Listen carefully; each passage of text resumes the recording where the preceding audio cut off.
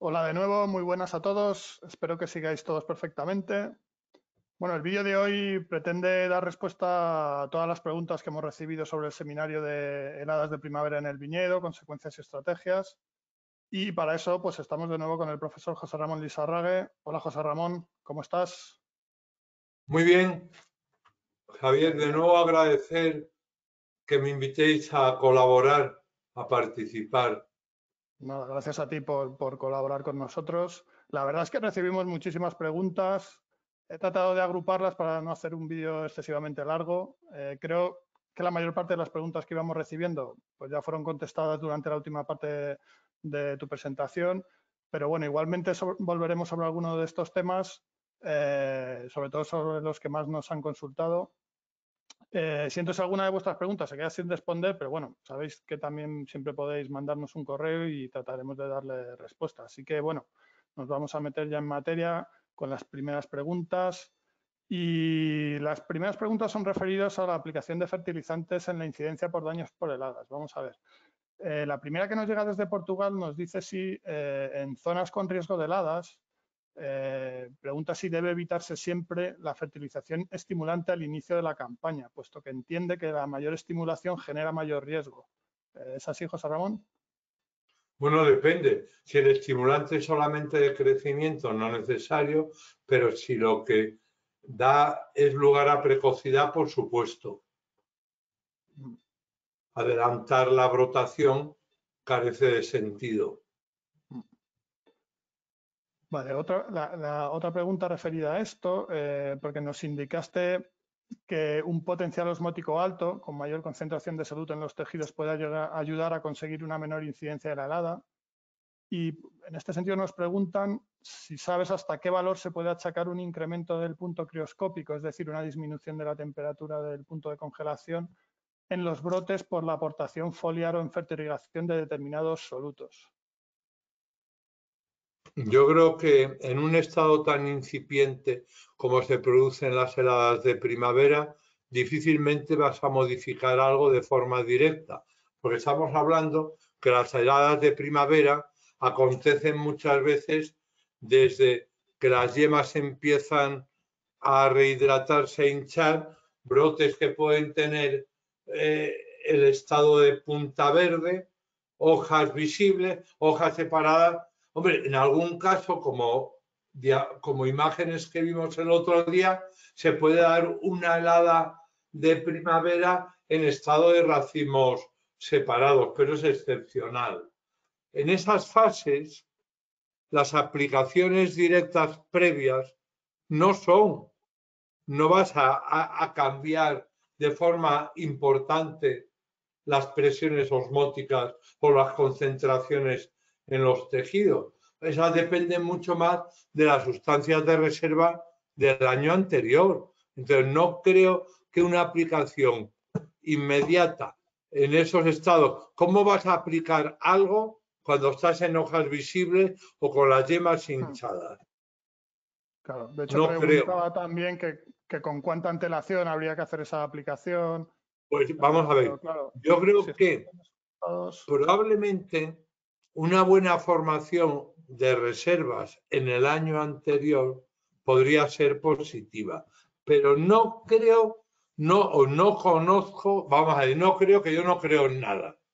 No conozco aplicaciones para modificar de forma inmediata las presiones osmóticas, digo inmediata, yo no las conozco y por tanto reducir el punto de congelación. O sea, quiero decir, mejorarlo, no lo conozco. Vale.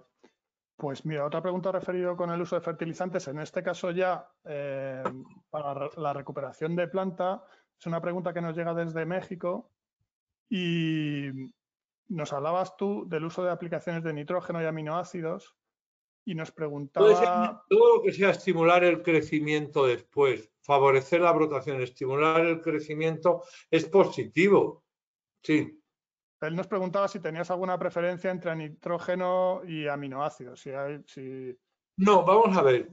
Yo no tengo, es que sobre todo el uso, yo sé que la urea da muy buen resultado y es económica y que quizás no haya que complicarse mucho la vida. En cuanto al uso de aminoácidos y derivados, a veces es que es curioso. En los primeros tiempos del uso de aminoácidos se daba mejor resultado en el estímulo del crecimiento los aminoácidos de síntesis que los procedentes de residuos orgánicos, a veces animales o de mataderos. Yo creo que ambas soluciones son buenas, pero en economía, productos como la urea, los nitratos puros, potásicos, etcétera, por vía foliar o al suelo pueden ser perfectamente útiles para estimular el crecimiento, pero tienen que ser compuestos de acción rápida. Por eso, foliar o formulaciones que aplicadas al suelo no pueden ser, deberían ser mediante el riego solubilizadas y absorbidas muy rápidamente por la planta. Sí, creo que... Pero urea mismo un foliar. Pero tiene que haber ya suficiente cantidad de hojas para que la absorban. Porque vamos, como la apliques después de una helada fuerte, que está todo seco o muerto, es inactivo. Es decir, el problema de estas aplicaciones foliares es que tiene que haber un mínimo de área foliar para que absorba el fertilizante. Si no, al suelo, pero muy directo. Perfecto, pues nada, vamos a por la siguiente. Esta se refería a la gestión del suelo y nos dicen por tu experiencia, si tienes una previsión de helada fuerte a 48 horas vista y tienes cubierta vegetal en el viñedo, ¿qué crees que es más conveniente? Si mantener la cubierta, labrar, segar. Vamos a ver, una cubierta tiene un problema. Es decir, todos los días el suelo, en principio, si hay días despejados o la radiación incide, la radiación y las ondas inciden en el suelo y el suelo es una fuente de acumulación de calor, por decirlo de una forma estúpida, ¿vale? Y cuando durante la noche van bajando las temperaturas, el suelo cede calor. El problema de tener una cubierta vegetal es que el efecto pantalla, la acumulación de calor durante el día es muy corta. ¿Me explico? Y la cesión, lo poquito que ha acumulado con tanta superficie, lo cede muy rápido y por tanto una cubierta es una forma poco, vamos a ver, poco que, no poco adecuada, poco defensiva, vamos a llamarlo, o poco previsora, llámalo como quieras. Lo pague en 48 horas, ¿qué haces? ¿Dejas el rastrojo de la cubierta por encima del suelo? Hacer lo mismo. ¿Me explico? El suelo debería estar desnudo, compacto y con buen contenido en humedad. Si lo consigues en 48 horas, fenomenal. Pero a ver cómo con 48 horas que te avisen la helada, destruyes la cubierta y ¿qué haces? Dejas el rastrojo y los restos de la cubierta, el efecto pantalla es lo mismo. Bueno, no va a haber gran diferencia entonces. No. Bueno, pues habría nada, que tener tiempo. Más tiempo, ¿no? Bueno, en cuanto a preguntas referidas a la recuperación de planta tras daños por helada, uno de los asistentes nos comentaba que en una de las fotos podía apreciar que la helada había afectado a los dos conos vegetativos de la yema y pregunta si es habitual, sí. Si es habitual que afecte a la vez a los distintos conos vegetativos de la yema o es más raro. No suele ser lo habitual, ¿vale? Pero también a esta persona que enuncia esta pregunta, durante mucho tiempo, varios años, yo creo que estabas tú, Javi, estudiamos efectos de helada, de granizo y las posibilidades de recuperación del viñedo. Vamos a ver. La recuperación vegetativa en cuanto a tallos se produce fundamentalmente a partir de yemas de la corona y madera vieja, ¿vale? la aportación o el crecimiento o el número de pámpanos que puede aportar los tallos embrionarios secundarios es muy pequeño, por no decir despreciable o nulo. La recuperación la hacen las yemas de la corona, es decir, las yemas basilares, ciegas, yemas basilares y yemas de madera vieja. Se acabó. El resto contribuye muy poco. Bueno, estamos en esa parte de recuperación de planta tras helada y bueno, hay distintas preguntas sobre qué recomiendas, si la helada es al inicio de brotación, si es un poco más adelante con 10-15 centímetros afectados, si podarías en ese caso y para que rompieran el resto de yemas o respetar los pámpanos helados. No, ya lo hemos comentado y antes se hacían estas prácticas, tanto nosotros en tu época, Javi, como posteriormente y anteriormente hemos hecho muchos trabajos de este tipo. Hemos contrastado nuestros resultados con otros investigadores que han trabajado en ello. Lo mejor inmediatamente después de la helada es no hacer nada.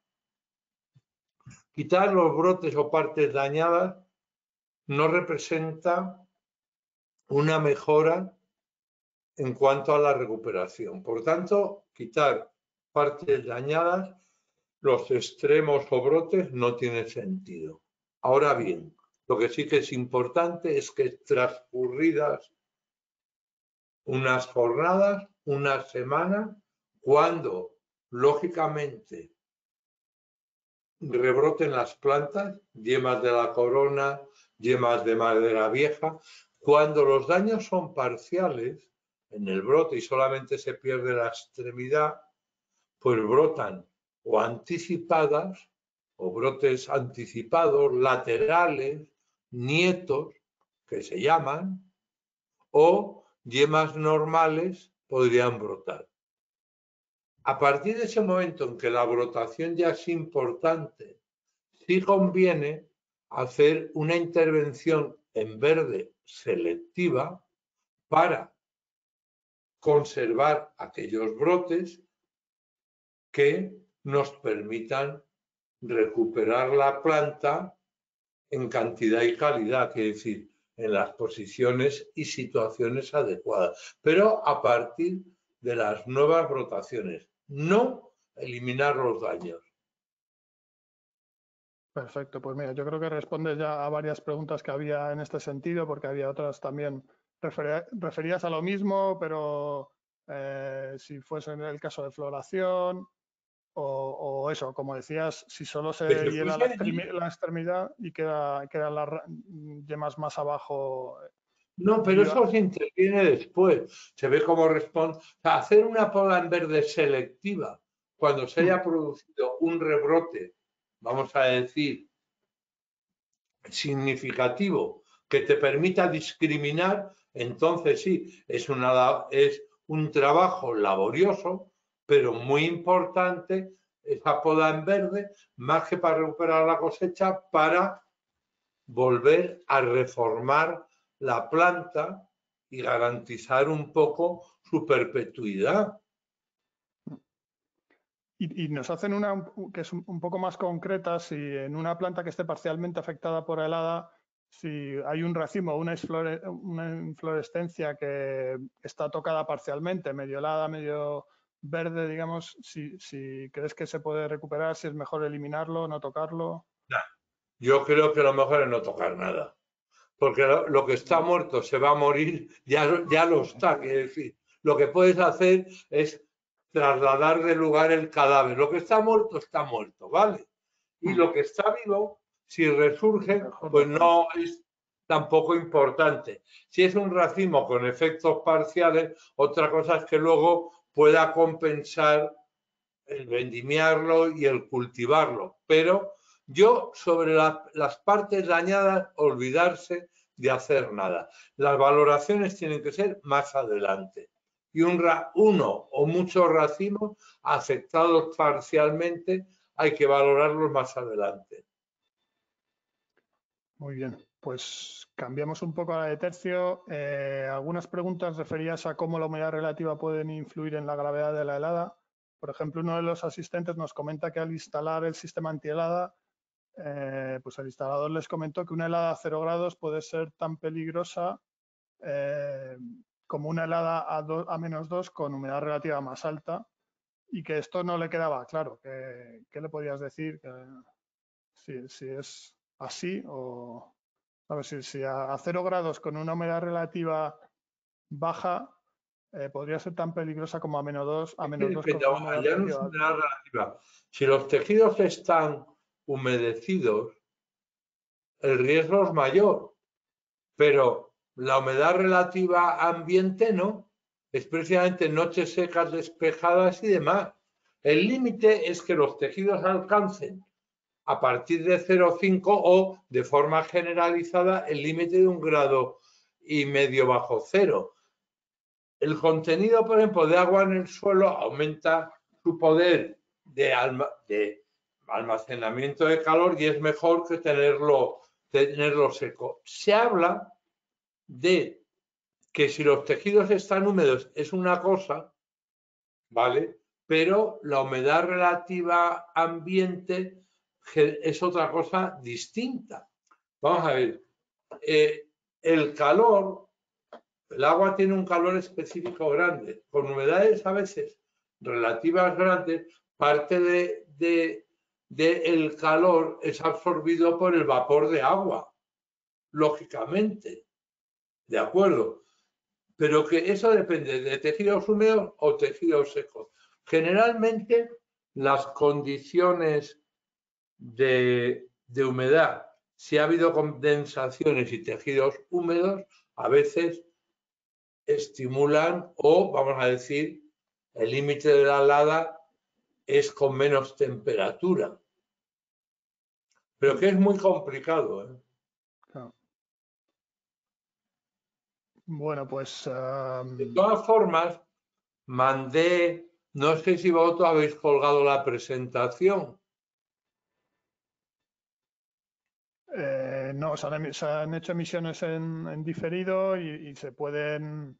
Hemos mandado o pueden acceder a la página Ellos y con el pueden link. volver a ver, la gente puede volver a ver la presentación.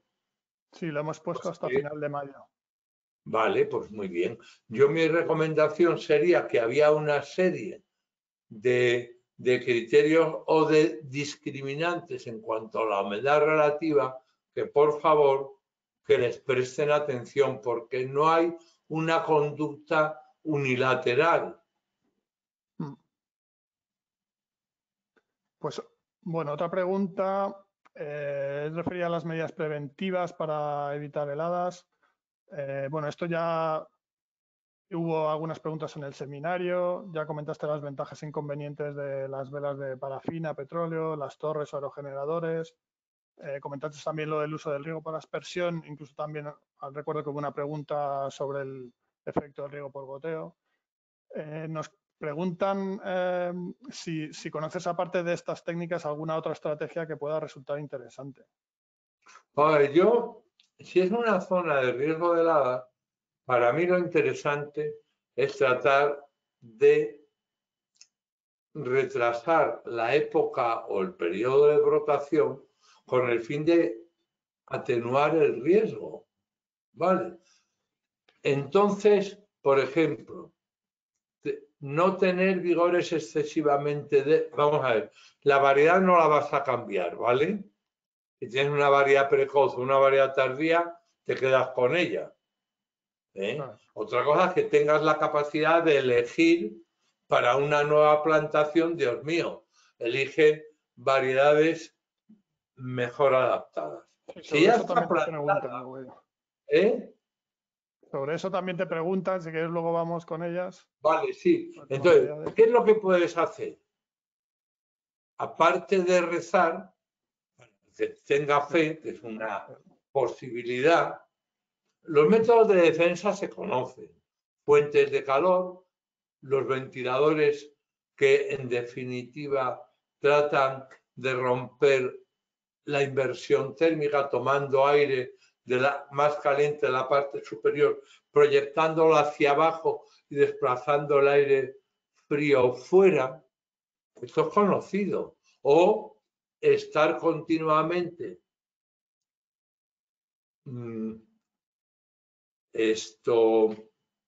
rociando agua para que al pasar de estado líquido a sólido absorbe.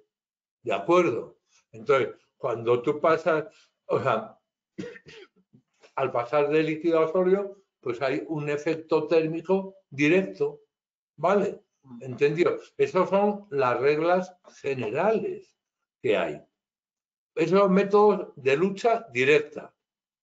¿Vale? No sé si me explico, Javi. Sí, yo creo que está claro. La aspersión de agua hay en que el trabajar paso también sólido, los ventiladores, calefactados o no, que toman aire de capas más calientes y las proyectan hacia la parte más fría del suelo, o emitir calor mediante cartuchos, estufas, estos recipientes de parafina, lo que quieras, ¿vale? O incluso se han llegado a poner resistencias, cables con resistencias eléctricas, trenzados en la planta para emitir calor. Bueno, pues me parece, esos son métodos directos.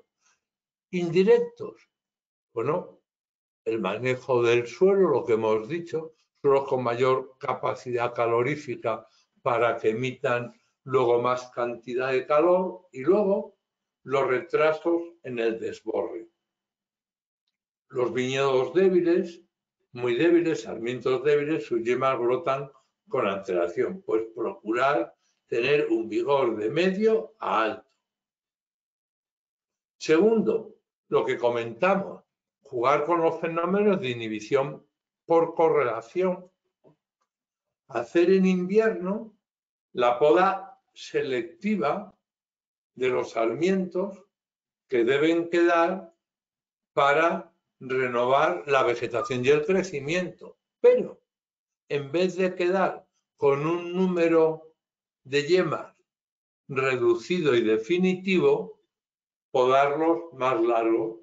Los podas, por ejemplo, si tú vas a hacer una poda corta en pulgares, los pulgares, lo que van a ser los futuros pulgares, que procedan de sarmientos podados, por ejemplo, a 8 o 10 yemas, de tal forma que brotarán antes las yemas más alejadas de la base, tienden a inhibir a las yemas de la base, las que van a ser las futuras yemas del pulgar, y con ello pues retrasar unos días. Mira, Se habla también de la época de poda. Las podas muy tardías y muy tempranas, en términos generales, no particulares, tienden a provocar brotaciones más tardías. Vale, mira, en relación a lo que nos estabas comentando justo ahora, alguien también desde Portugal nos preguntaba si, por ejemplo, hacer la prepoda y luego realizar esa poda para dejar la carga adecuada una vez pasado el riesgo de helada. Claro, o lo más próximo, claro, lo más tarde posible, sí. Y nos pregunta si tienes idea de la pérdida de producción que puede conllevar eso, además de si puede resultar más caro por la gran mano de obra que tienes que meter en un momento puntual. Cuando se hace, no se trata de hacer una prepoda. Se trata tú solamente hacer la poda normal, pero en vez de dejar un sarmiento con 2 yemas, imagínate, en el caso de la poda corta, dejar un sarmiento, un pulgar, un talón con 2 yemas, ¿de acuerdo? Lo dejas con 8 o 10, pero dejas únicamente aquellos sarmientos que vayan a originar pulgares, ni uno más, de tal forma que al final, pues el recorte es muy rápido, muy rápido. Sí, que es distinto que dejar lo que queda de la De prepoda. dejar la prepoda para luego hacer la poda, no. Ahí tiene Es mucho la más. poda selectiva, se trata de hacer una poda selectiva. Además, es cierto que no sé si lo dirá la persona que pregunta, si retrasas mucho, mucho, mucho la poda definitiva, puede ocurrir que la brotación se produzca muy rápida, es decir, el crecimiento de los brotes se produzca con temperaturas muy altas, a mucha velocidad, y a veces se pueden inducir pérdidas parciales o totales de racimos. Sí, eso, pues mira, eso es una pregunta que surgió también durante el seminario de julio. Sí, sí. Otra pregunta referida al tema de la poda que Este estamos año, hablando.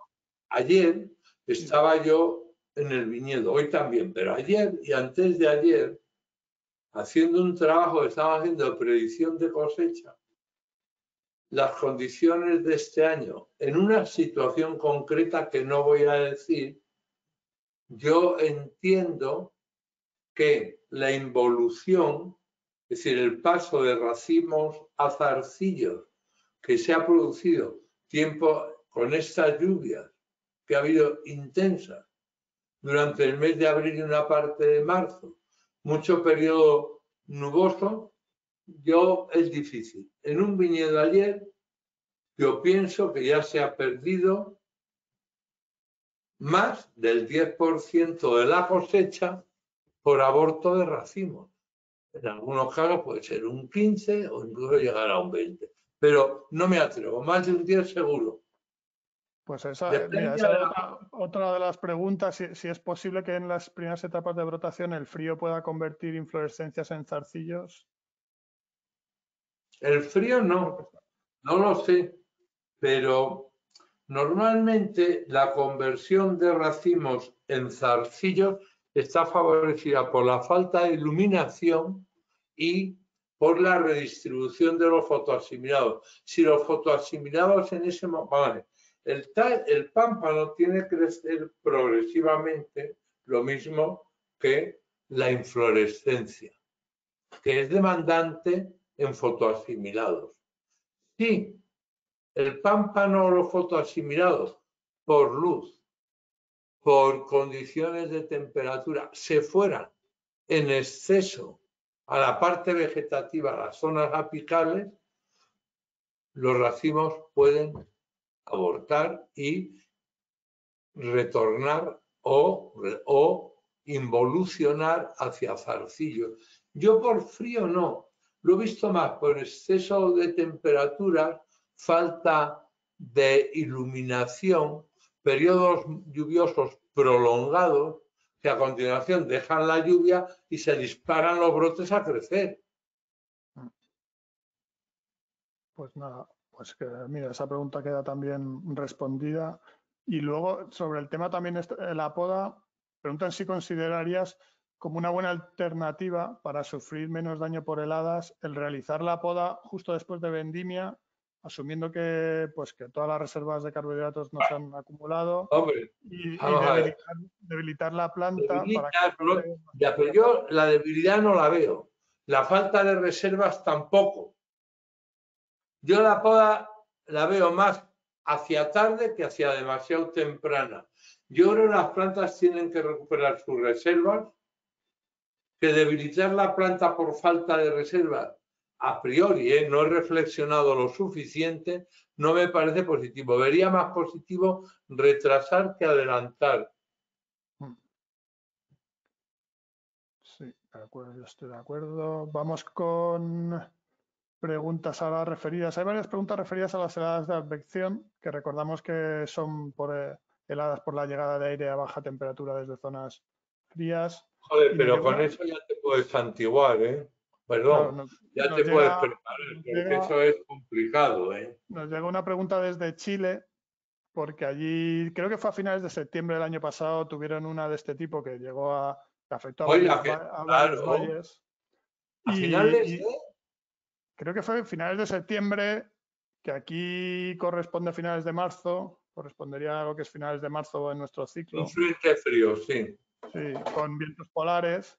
Y él nos preguntaba, porque él tiene torres de viento de 15 metros de altura, si merece la pena en este tipo de heladas encenderlas o si no van a hacer Yo nada, vamos a ver, o si no tiene sentido. habría que ver los gradientes, pero no es una helada, no parece una helada de inversión térmica.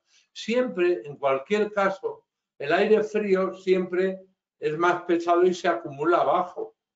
Pero no es una... Yo entiendo a esta persona que hace esta pregunta de forma intuitiva y poco reflexiva, Javier. Yo creo que si no hay una inversión térmica importante, ¿qué vas a coger? ¿Aire frío para enviarlo más frío? No parece muy interesante. Si no hay un gradiente, si tú no tienes claro que aún viniendo un frente, hay un, ¿cómo se llama? Un gradiente de temperatura, ¿para qué vas a coger aire a 15 metros si está igual de frío que el de abajo? Sí, esto yo creo que es lo que entendía él. Habría que verificar si en esas zonas el aire frío viene realmente estratificado, que no creo. ¿Sabes? Si viniera estratificado, bien, pero coger aire frío para mandarlo a donde hay aire frío sí, no parece que vaya a solucionar mucho. Y sí, me parece muy buena pregunta la de esta persona.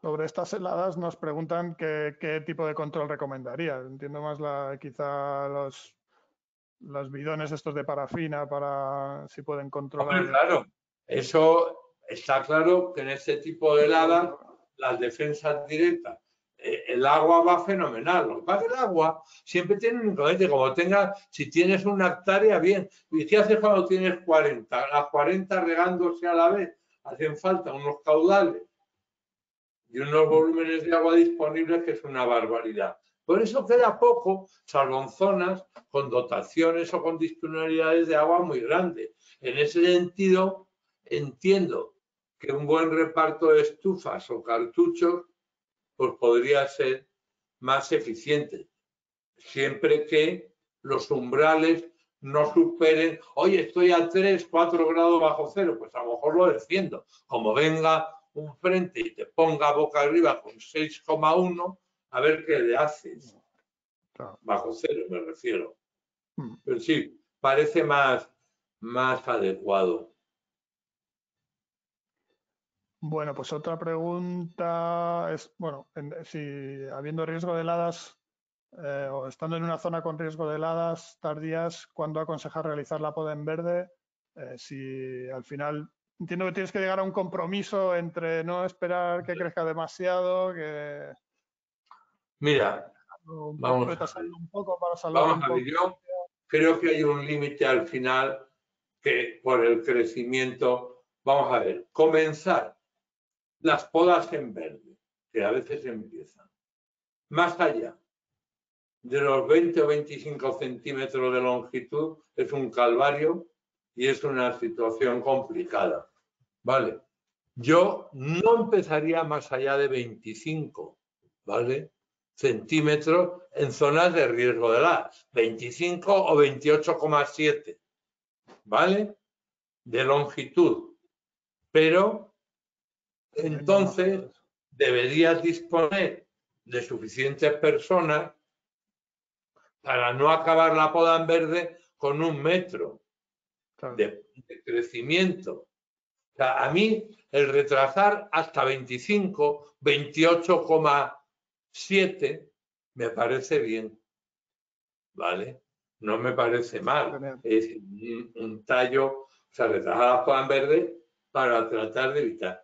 Pero luego habría que hacerla en un periodo breve de tiempo, intervenir rápido. Muy bien, pues vamos con un par de preguntas referidas a las variedades que hemos comentado antes. Un asistente nos pregunta si le podrías indicar variedades autóctonas españolas que... Autóctono no hay nada más. Autóctono es el que no sabe de dónde es su padre y su madre. Pues... Ese es el único autóctono. Pero bueno, vamos a ver, lo que se entiende es que siempre que sale el tema de las variedades autóctonas, habría que demostrarlo. ¿Me explico? Si se han generado ahí o las han traído. Bien, yo hablaría más de variedades tradicionales, variedades que se han encontrado en la región. No soy muy partidario del término autóctono, Javier. Bueno, nos lo has Porque, lanzado la pregunta así. vamos a ver, y sé a qué variedades se refiere. Sobre todo, yo creo que variedades olvidadas, ¿no? Que se están empezando a reconocer Pero ¿en qué región? ¿Qué hablamos? ¿Del Espadeiro en Galicia? Claro, no especifica. Hace una pregunta, una recomendación. Entiendo que al final lo que más importa es que tenga una brotación tardía. Es lo que más va a influir en esa recomendación para helada, ¿no? Claro, yo creo que en una zona de heladas, las denominadas, ahora hablando ya en serio, variedades autóctonas, si representaran realmente un valor, estarían allí. A no ser que, teniendo brotaciones tardías, su valor económico, enológico sea bajo. Porque todas las variedades que han ido desapareciendo, pues les pasa en parte eso. Las que han desaparecido porque la presión de las alteraciones parasitarias o no parasitarias han hecho mucho daño, o bien sus valores económicos o potenciales enológicos eran en un momento histórico limitado. Yo creo que sí que lo que sí que sería un tema interesante para estudiar sus épocas de brotación, pero yo las desconozco. O sea, conozco cuando brota una garnacha o un airén o un tempranillo o un albariño, pero vamos, yo eso ya es conocido. Cuando se refieren a variedades de menos cultivo, claro que vería muy interesante estudiar su comportamiento frente a la helada en zonas de riesgo. Pero digamos que la característica más interesante puede ser el momento de brotación, ¿no? Pero claro, la helada de primavera, vamos a ver, el hecho de que una variedad u otra sea de más riesgo, fundamentalmente, como muy bien dice Javier, está vinculado a su época de desborre. Porque decir que hay una sensibilidad mucho mayor, no. La que brota temprano se hidrata pronto y se cepilla pronto. Pues La que brota tarde se enlazo cepilla. con la siguiente pregunta que habla de la variedad bobal y precisamente eso que dices tú de la sensibilidad, porque nos comenta él que se cree que la bobal tiene una gran sensibilidad y que incluso puede sufrir daños con temperaturas por encima de 0 grados. Sí, bueno, vamos a ver. Vamos a ver, como es un tema al que soy sensible, porque trabajé con la variedad bobal, con los problemas que hubo, vamos a ver, yo ya eso, hace muchos años que tuve que hacer un trabajo con la variedad bobal, tanto en la zona de Manchuela como en la zona de Utiel-Requena, dieron por daños de helada fenómenos que no habían sido heladas. No había ningún registro en la zona. El milagro de congelarse por encima de 0 grados, una cosa que el frío haga daño y otra cosa es que algo se hiele, porque yo te lo digo en serio, no conozco nada que se pueda congelar por encima de 0 grados. No lo conozco. Y la variedad bobal tampoco. Otra cosa es que la variedad bobal, que tiene ciertas sensibilidades, sea sensible al frío, ¿vale? O sea sensible a la falta de iluminación continuada durante el periodo de primavera, pero desconozco. Bueno, pues nos vamos ya por la última pregunta. Y esta es Nos preguntan por recomendaciones sobre diseño de plantación para minimizar riesgo de heladas y factores como la altura de formación, el usar marcos de Bien. plantación mayores o menores. El primer factor, Javier, que tú y yo lo sabemos muy bien, es la localización. No coger en zonas de riesgo. Lo primero, latitudes arriesgadas. Una vez hecho la latitud, si tienes posibilidad, la orografía. Oye, no te vayas al fondo del valle, vete a la ladera, a zonas donde drene bien, no te vayas a exposiciones inadecuadas. Oye, pues voy a plantar expuesto a norte, que luego así madura muy bien la uva, más fresquita, ahora me cepilla 2 años de cada 3 las plantas. No, exposiciones no frías, evitar los fondos de valle es un primero. La localización, por ejemplo, y la situación topográfica, que es muy importante. Una vez que ya eso está, lo que acabas de comentar, la altura de formación, cuanto más alta, mejor, especialmente cuando son heladas de inversión, de tener una formación con las yemas a 60 centímetros a 90, puede haber diferencias, no todos los años, pero puede haber años sensiblemente con diferencias sensibles.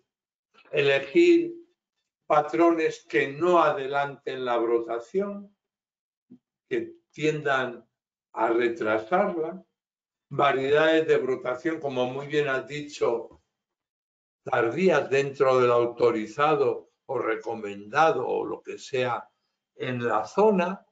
Esos son con respecto a la plantación. Y luego lo que hemos dicho, si hay mucho riesgo, estado de manejo del suelo, época de realización de la poda y podas selectivas, pero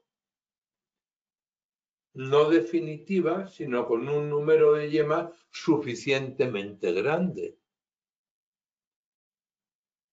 Genial, pues mira, creo que ha quedado muy bien esta como última pregunta, así un poco resumen de varias cosas que se han visto.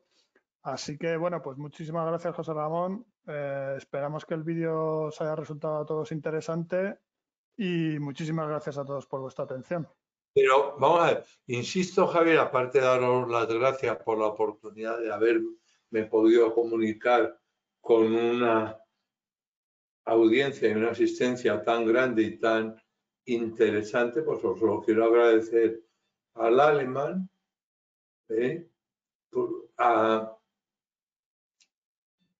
y bueno, a vosotros personalmente, a los asistentes, pero que vuelvan a ver un poco, aunque sea esquemáticamente, la documentación, y en todo caso, pues si a través vuestra lo requieren, pues yo puedo, no uno a uno, pero sí os haría llegar a vosotros alguna documentación para que fuera la alemán la que con sus clientes y con sus asistentes pues lo distribuya, yo te lo haría llegar.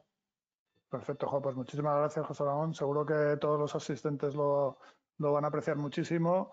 Bueno, ahí están tus correos, pero por supuesto también en la página. Es lo que pasa, que yo creo que es más práctico que el alemán, que ha sido el organizador de esta jornada, sea el que mantenga un contacto más vivo. Sí, sí, totalmente. Sí, como te digo, la presentación va a estar disponible y en esa misma página pueden ver nuestros contactos, nuestros correos para dirigirnos las preguntas que consideren. Si tienen documentación, yo te la haría llegar, por ejemplo, a ti y ya vosotros la distribuís. Perfecto, genial. Pues muchísimas gracias y ya. Nada, gracias a ti, Javier. Hacemos saber a todos los asistentes. Pues gracias. Muchísimas gracias a todos. Venga, hasta la próxima. Adiós. Hasta pronto.